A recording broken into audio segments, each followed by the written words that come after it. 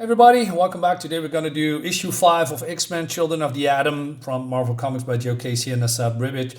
So, this miniseries does a lot of things good, does a lot of things okay, or till a little bit boring. So, it's a little bit more in the mix, in my opinion.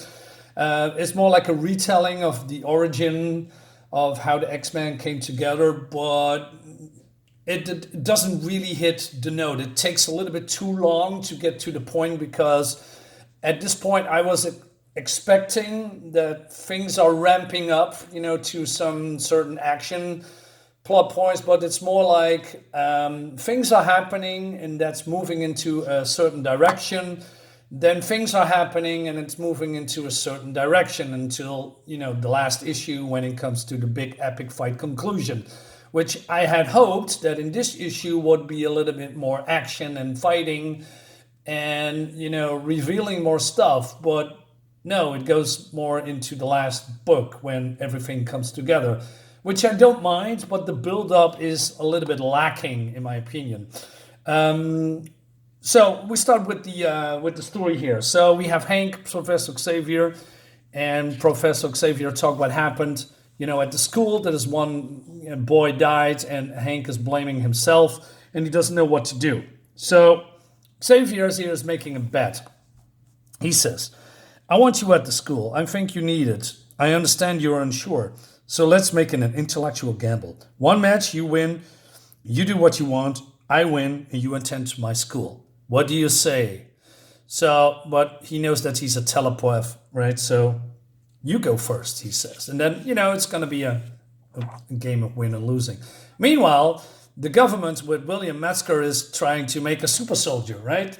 Because that's going to be killing mutants. That's the whole goal. So I had hoped that this guy was already transformed or, transformed and then, wrecking havoc and X-Men comes to the rescue. But that's not the case. And there's also a good reason for that because the X-Men are not really X-Men. They are just starting to know each other. They cannot work together. So that's what this book is a little bit more about. People are getting to know each other, right? Talking to each other and also coming into class. Professor is a very sturdy teacher. He says, if you come too late, then there's going to be trouble. That was back in the day. And if the teacher is saying there's going to be trouble, then you are in trouble. Nowadays, you can, kick, scream at teachers and punch them in the face and bully them and into oblivion. But that back in the day, there was, when a teacher or, when you were in the army, you're going to do 20 push-ups, you're going to do 20 push-ups. If not, then you're going to be in trouble. Like something like that, right? So, and Warren is a little bit rebellious here, and Xavier says, "Hey, do you have anything to say?" So Warren says, "Are we at war and nobody told me? Is this a school or a boot camp? When I found you, they were burning your house down. They were going to shoot you in cold blood. I was handling myself just fine." Sure you were. But then, this is the part that comes together a little bit because Hank raises some points. They talk about the racism, against mutants and the bigotry and all that stuff. And then, so they are thinking, well, is this going to be a militant response that we are doing now if we are getting together? And then we see all these dialogue here, and Xavier is amused because this is what he wants. He wants that her students are talking about the points and the dangers that they are facing and, coming, how do you say, well, we have a saying that if you are at the same, how do I say this? We have the noses in the right direction, all of us, right? So if I'm in my team and we are agreeing with that, then we have our noses in the same direction, which means they are on the same level, on the same playing field. They are agreeing with each other. Probably that's the better words, right? And that is what Xavier wants. He wants to, that the group is clicking, right?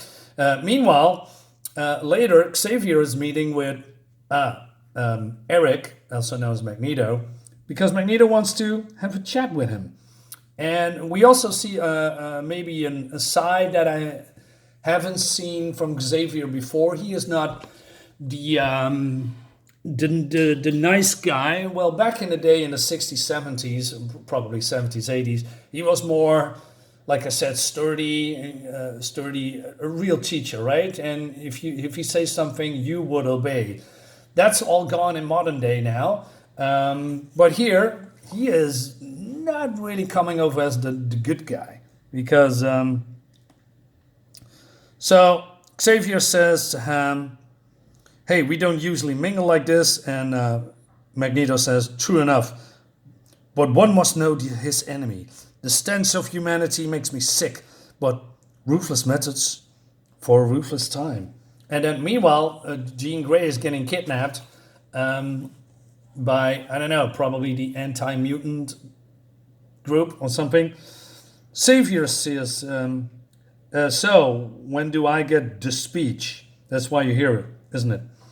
I'm here to state the obvious. Your choice, allegiance or death. Perhaps by my hand, perhaps not. Is that a threat? But then Xavier says, imagine a knife thrust in your brain. Imagine the agony.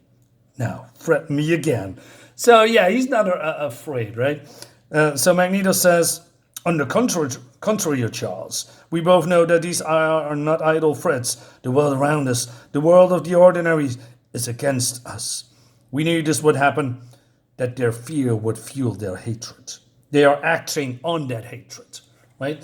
So meanwhile, do you remember that this anti-mutant guy, that hates mutant, has a buddy that was also, against mutants and hates mutants, and but then he turned into a mutant himself, and he fled because he just was chasing him and wants to kill him. Now he's back, and now there's a reason for that, right? Because this guy get the order from Metzger to, hey, do you know some friends that we can quote unquote use for experiments? Well, yeah, this guy can.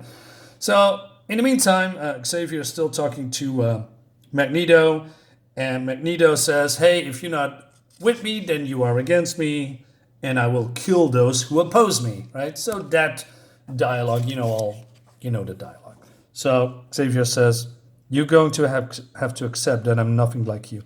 I never will be. Men have certainly died over lesser truths. Yeah, I like this part of Xavier, that he's just staying, how do you say, his convictions are his, and he's not wavering. I'm not sure if that's how you say it, but that. Meanwhile, this mutant guy feels that his former buddy, has a hatred against him, right? So he says, why are you here? Are you here to rub it in my nose that you are hating me and that I'm a mutant? So they're grabbing him, and he says, oh, you betrayed me. They're going to kill me. Chad, help me, please. I love this comparison here. So Magneto goes away. Lines have been drawn, he says. I've got many wars ahead of me, and if you're one of them, and I will be, he says. Then I suppose I've been right all along. I know what's coming, and I'll be ready. So Magneto just throws the money very casually. He says, the war for the future will not be two-sided, not anymore. Allow me. So yeah, I think it is. It's not black and white. There's multiple levels and multiple sides, and everyone has their own view of what's good and bad, right? So Xavier's staying there all alone and, pondering what Magneto says. There's also anti-mutant shows, like, hey, next question, Stan, next door neighbor is a mutant. According to William Metzger, you should A, report him to the police, move away, C, exterminate him, build a fence. if they know what's going on now, well, with the whole border and immigration thing, it's Jesus Christ. So yeah, and then we see the team getting together for the first time in their suits, and they have to, preparing to do some tests, right? So Xavier orders Hank to grab a line, right? And he says, that's pretty good, but you need to do it faster next time, right? And then everybody is going into full gear because they are getting attacked by, whatever that is. So Agent going airborne, he's cocky because, not really cocky, but he's not seeing around him, because Hank is, still up there. And then this is happening. And, I love the fact that they are making mistakes because they are not a unit. And when Scott uses his powers, this is happening, right? And he says, turn it off, right? And then Xavier gets a call from his police buddy called Fred. And Fred says, hey, something went down with Jean Grey, right? But these guys doesn't know that. And they are talking about, what happened before. And he says, hey, practice makes perfect. We are team, right? We need to work together. And we need to be more vocal about that, right? And then they get then a mental push that they need to go to the office because Xavier needs to go away and save Jean Grey. And they are offering their help. And he says, no, you are staying here. And I am your teacher. And you're going to do whatever I tell you to do. And it's personal. And he says, now get out of my way, all of you. She could have been dead the time I've been wasting here. So there was also a timeline that he actually had. There was a very small storyline that he actually had feelings for Jean Grey, which makes it all creepy and weird. Well, the X-Men, not so X-Men now, wants to offer them and say, hey, maybe we can go with you and help them. And Xavier says, no, you are inexperienced.